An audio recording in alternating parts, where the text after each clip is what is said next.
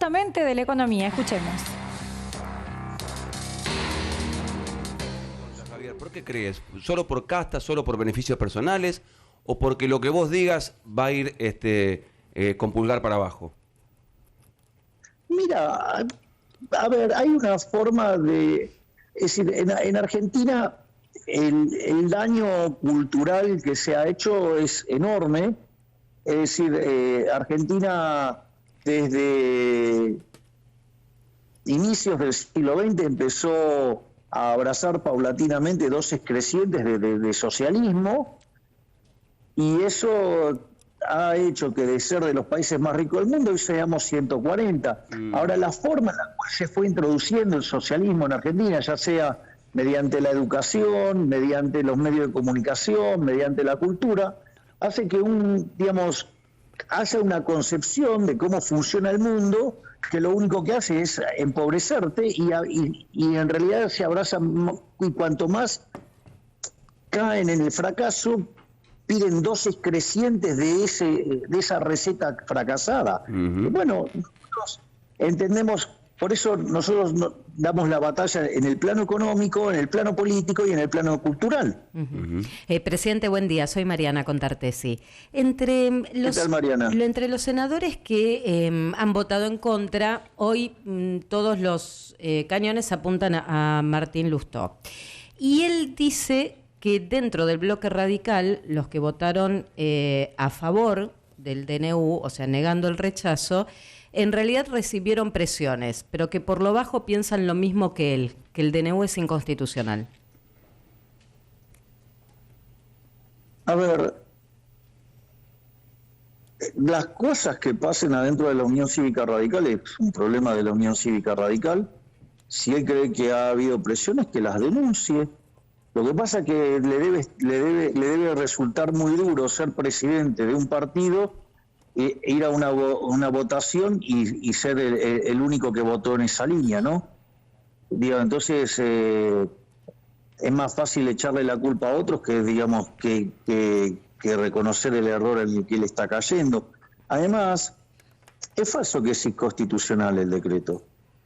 Es decir, que él cometa la falacia del cherry picking, eligiendo puntualmente algunos críticos del DNU, que en realidad no es que es inconstitucional, porque además justamente nosotros cuando tuvimos que elegir entre qué parte mandar por decreto y qué parte mandar a la ley, lo hicimos justamente respetando las características que tiene que respetar un DNU. Es decir, nosotros, por ejemplo, en el DNU no se meten cuestiones del Código Penal, no se meten cuestiones tributarias, no se meten básicamente tampoco cuestiones electorales. Ese tipo de cuestiones fueron a la ley de bases.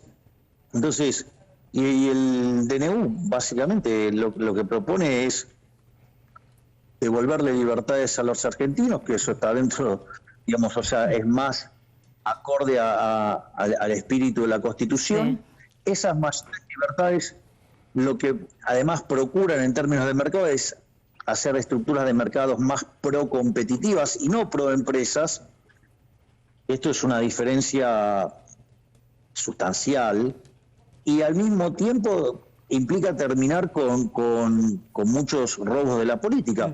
Pero bueno, como señaló ayer la ministra Bullrich, es decir, puede ser que el señor Lustó esté muy enojado porque dentro de las cosas que bajamos las 5 universidades y bueno, parece que ese grupo tiene negocios vinculados a las universidades. Presidente, además del DNU que preguntaba Gustavo recién, la ley con el paquete fiscal, ¿tiene que estar aprobado antes de mayo para efectivamente que se selle el pacto de mayo que usted convocó? Y es una precondición para el pacto de mayo. Bien. O sea, no sale el pacto de si mayo, no hay pacto. A ver, pero el pacto de mayo tiene 10 puntos que son de carácter económico y la ley bases está ligada a una reforma, en temas de economía, entonces es como que quedan ligados. Entonces, difícilmente uno pueda pasar a determinar las bases de 10 políticas que van a ser la base de una Argentina próspera si no nos ponemos de acuerdo con el tema fiscal. Que independientemente de esto, yo lo voy a explicitar, lo voy a remarcar y lo voy a decir cuantas veces quiera. Bien. Presidente, A ver, acá hay cosas que no, dame un segundo, hay cosas que acá no son negociables de ninguna manera. A ver. ¿cuáles? Por ejemplo, una cosa que no es negociable de ninguna manera es el déficit cero. Bien. Se terminó la Argentina del déficit fiscal, se terminó con la estafa del déficit fiscal. O sea, el déficit cero es una política inamovible, es decir, yo estoy atado al palo mayor como Ulises y digamos, y mis laderos le tiran tiros a las sirenas que nos quieren hacer chocar contra las piedras. O sea, el déficit cero es inamovible. La otra cosa que tampoco, digamos, la vamos a modificar es lo que tiene que ver con el saneamiento del Banco Central. Nosotros, desde que estamos en la gestión, habiendo recibido reservas internacionales negativas por 11.500 millones de dólares en términos netos, nosotros llevamos comprado más de 10.000 millones de dólares. Por lo tanto, eso, digamos, está llevando también a la recomposición de las reservas, al tiempo que la base monetaria no se movió. Por lo tanto, la ecuación del Banco Central es muchísimo más sólida y eso tiene como contrapartida que el dólar, que algunos pronosticaban, ¿se acuerdan? El que decía que era una cuenta simple. Sí, el señor Larret, digamos, inspirado en la cuentita que hizo Lustó y que decía que daba 6.000, y había otros que, digamos, que andaban pululando por los canales de televisión, algunos más, hasta tienen banca de diputados ahora, diciendo que iba a ser de 10.000. ¿Dónde está el dólar? Hoy está en 1.025, el blue, y 8.69. Bueno, pero les paso un dato. A ver. Acá hay algo interesante.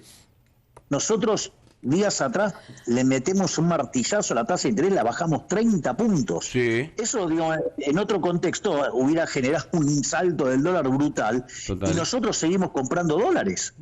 Es decir, porque si no caería más el dólar. Entonces lo que digo es, todo lo que tiene que ver con nuestro programa de estabilización de corto plazo, eso no se mueve de ninguna manera. Ahora, y nosotros trabajamos fuertemente para poder abrir el cepo, digamos, según las estimaciones del fondo, podríamos a este ritmo hacerlo a mitad de año. A mitad de año se abre el cepo. Podría. Exacto, condicional. Condicional, Es decir, podría. el fondo señala que si nosotros seguimos trabajando a este ritmo, el saneamiento del Banco Central, es factible abrir el cepo a mitad de año.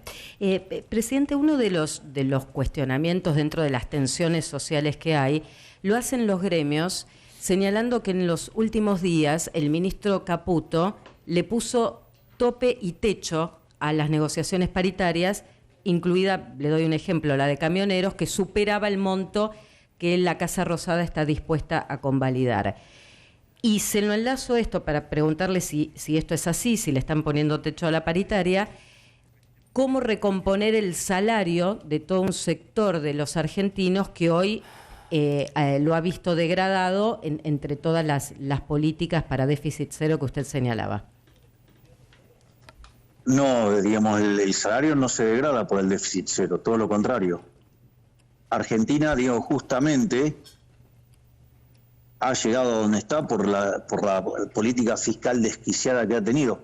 Argentina entró al siglo XX siendo el país más rico del mundo, hoy es 140, y en esos 123 años Argentina tuvo déficit en 113. Entonces, digamos, no es que a Argentina le va mal por tener, digamos, las cuentas en orden, no, le va mal por tener las cuentas fiscales en absoluto desorden, que eso termina en crisis de deudas, en crisis inflacionaria y en presiones fiscales desorbitantes. Por lo tanto, digamos, el déficit, digamos, no es una fuente de riqueza, es una fuente de destrucción de valor. Entonces, lo primero que tenemos que entender es que esa relación causal que pusiste es totalmente a la inversa. De hecho, lo que genera el déficit fiscal es castigar el ahorro. Cuando vos castigás el ahorro y tenés menos ahorro, tenés menos inversión. Cuando vos tenés menos inversión, tenés menos stock de capital per cápita. Por ende, la productividad de los trabajadores es menor. Sigue Y el por ende, presidente los Javier salarios Milei reales. hablando con Gustavo López para la red, para Radio La Red 910. Bien, le quiero preguntar a Guido, lo que dice es innegociable es el déficit cero. Sí, Y con lo que plantea explicaba, que ¿no? el déficit financiero, Sí. déficit cero, es innegociable. Sí. Ahora, me parece a mí... Y que podría llegar a abrir el cepo, esto no lo aseguró, pero podría llegar a pasar a mitad Sí. de año. Ahora, digamos, no creo que El cepo tengan cambiare. la suficiente cantidad de dólares para poder abrir el cepo. De hecho, en una entrevista hace poco planteó que necesita 15.000 millones de dólares y si el fondo los pone, podrían abrirlo.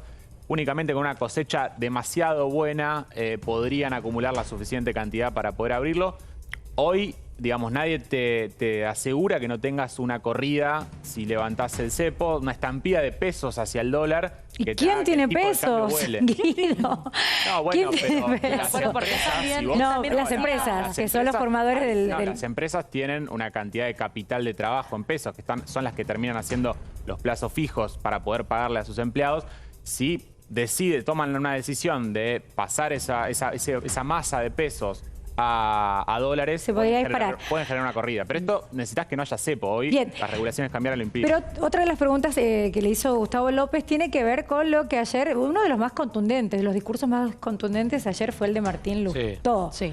que se separó el resto del radicalismo. El radicalismo y votó completamente en contra, como votó el bloque entero. Claro. De Lo que ahí la pasa cantidad dentro de del acusaciones. radicalismo es un problema del radicalismo. digo. No, pero dijo otra Eso es lo cosa que dijo para mí Milei. más grave, porque él dijo que si Lustó denuncia presiones, que vaya y lo haga en la justicia. ¿Por qué no lo hizo él? No, yo lo que digo es, ¿por qué Milei cada vez que denuncia que lo extorsionan con la plata, que los gobernadores, que los diputados y los senadores son No un lo hace nido la de rata, que lo único No, que y quieren robar, también- ¿por qué no hace lo mismo que él le está pidiendo a